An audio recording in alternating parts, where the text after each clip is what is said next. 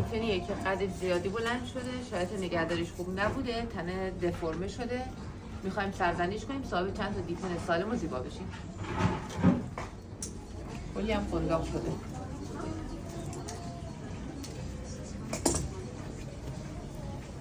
یک، دو، سه، چهار، پنج. از همینجا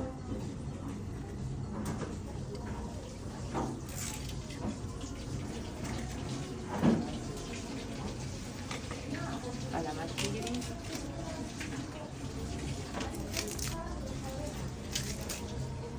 از اینا میتونیم صاحب 2 الی 3 تا دیفن دیگه بشیم. هر سه بند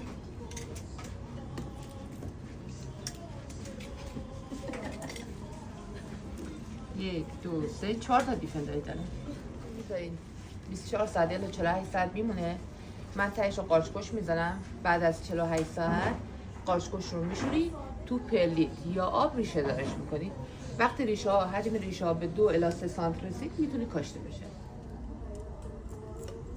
حتما تو آب جوشیده سرد شده باشه که هیچ باکتری نداشته باشه. این غلافای اضافه حذف بشن که تو آب اینا باعث لزج شدن آب نشن. آب رو مرتب عوض کنید تا راحت‌تر ریشه بزنه. این گره ها تبدیل به ریشه میشن.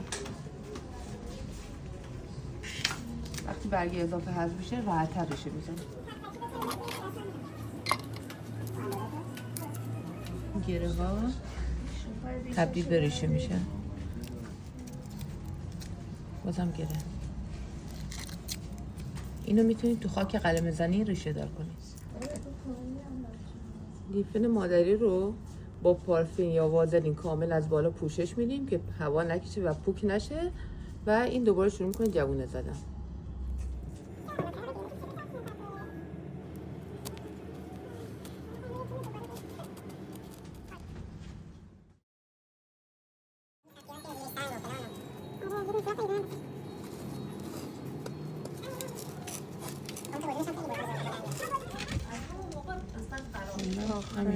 نگاه کنید چیزی به نام ریشه. این حجاز ریشه، این گلدون. همین یه ذره ریشه. ریشه باید مناسب گلدون باید مناسب ریشه انتخاب بشه. موندن تو خاک قلمه زنی